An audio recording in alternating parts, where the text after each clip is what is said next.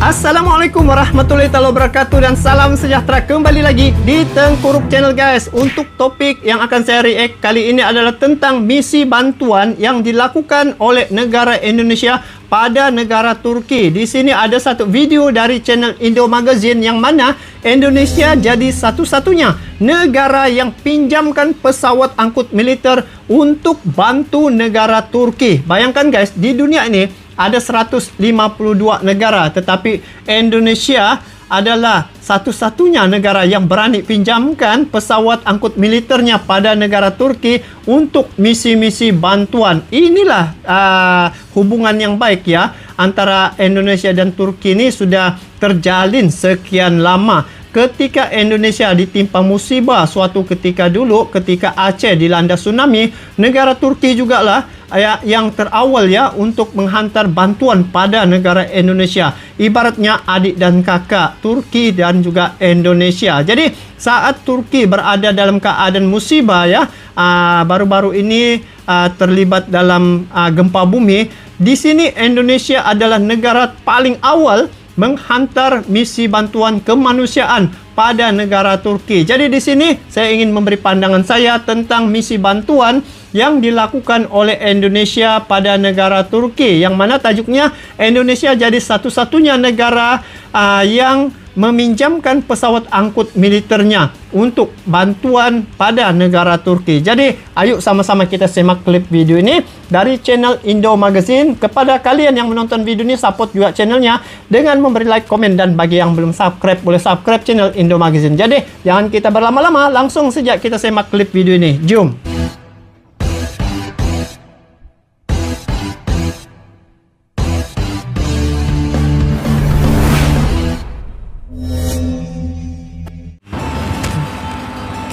Indonesia jadi satu-satunya negara yang pinjamkan pesawat. Indonesia secara resmi telah mengirimkan bantuan-bantuan kemanusiaan terdampak gempa ke negara sahabat Turkiye.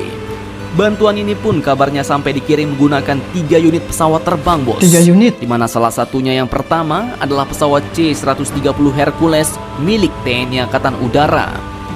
Pesawat Hercules C-130 beserta awaknya ini pun telah tiba di Turki pada tanggal 12 Februari lalu dan mengangkut peralatan SAR serta bantuan kemanusiaan gelombang pertama dari pemerintah Indonesia. Namun pesawat ini pun ternyata tak langsung kembali ke Indonesia, bos. Admin kutip dari banyak sumber berita berikut, alih-alih langsung kembali ke Nusantara Indonesia, pesawat yang memiliki daya angkut 10 ton itu pun ternyata diperpanjang masa penugasannya dan diperbantukan untuk mengangkut logistik dari berbagai daerah di negara Turki untuk dibawa ke wilayah yang terdampak gempa bumi hingga tanggal 20 Februari 2023 nanti, bos. Mantap, sampai 20 Februari. Duta Besar Indonesia untuk Turki yaitu Bapak Muhammad Iqbal pada tanggal 14 Februari kemarin pun menyatakan bahwa Bapak Menteri Pertahanan Indonesia lah yang memberikan perintah agar pesawat Hercules dan kru tersebut diperbantukan kepada pihak Turki untuk penanggulangan bencana. Beliau paham dalam situasi seperti ini masalah suplai logistik menjadi sangat kritis dan beliau ingin Indonesia bisa membantu masalah itu, bos. Pihak Turki pun kini kabarnya sangat berterima kasih karena Indonesia adalah satu-satunya negara yang meminjamkan pesawat angkut kepada pemerintah Turki, ujar beliau. Di mana home base dari misi pesawat C-130 Hercules TNI Angkatan Udara ini akan berpangkalan di Lanut Esti Mesgut AFB di kota Ankara. Dan kini pemerintah Turki pun sangat berterima kasih sekali kepada Indonesia, bos, karena negara kita Indonesia menjadi satu-satunya negara yang meminjamkan pesawat angkut kepada pemerintah Turki sebagai bantuan kemanusiaan untuk gempa bumi Turki. Nah, mari kita doakan agar Turki dan Suriah bisa cepat pulih kembali dan misi pesawat C-130 Hercules TNI Angkatan Udara dalam mengangkut logistik dari berbagai daerah di Turki ini bisa berjalan lancar, aman, sukses, dan berhasil selalu ya, bos. Amin. Amin. Jadi bagaimana menurut kalian? Jangan lupa komentar, tetaplah kalian barbar dan jangan santuy terus. Demi Indonesia maju, salam Indomax, Indo Magazines. Oh, begitu ya bantuan yang dilakukan oleh Indonesia terhadap Turki.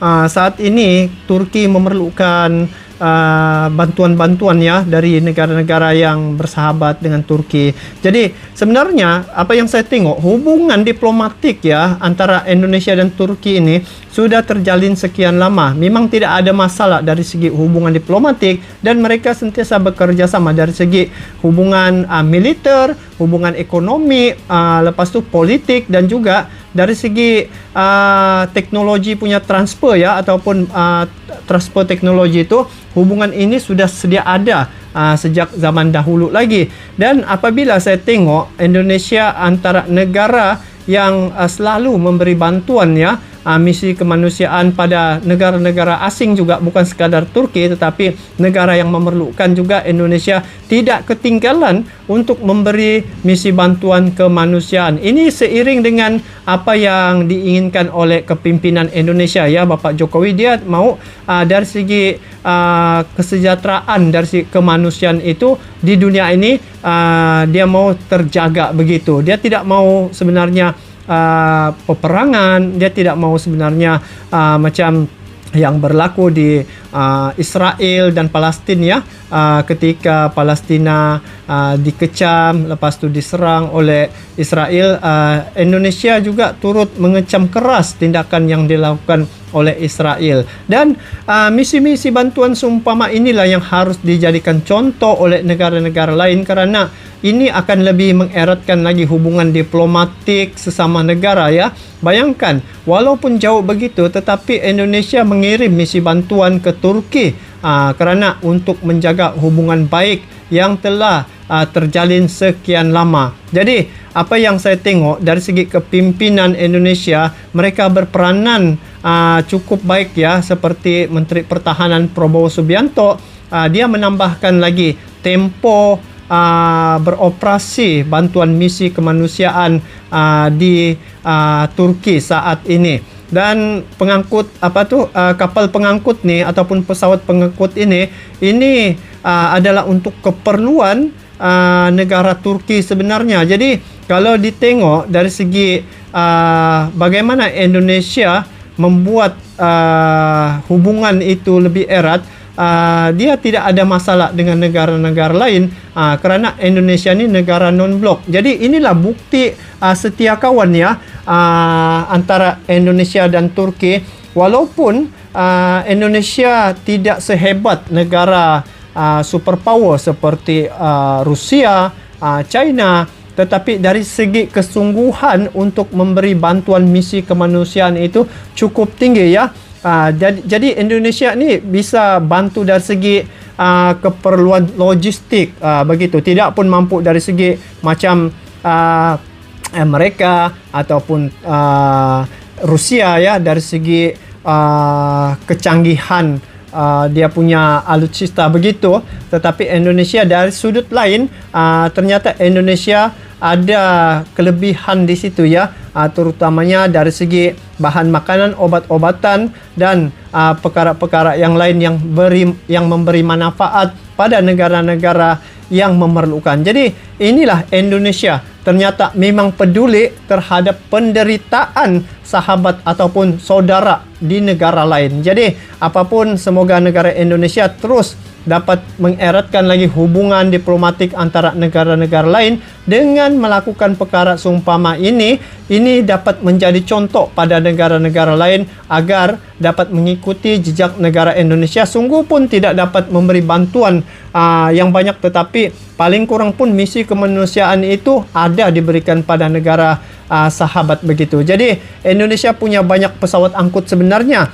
Jadi inilah peluang Indonesia untuk mempromosikan juga mungkin ciptaan-ciptaan anak bangsa seperti CN235 dan juga kapal pengangkut yang lain.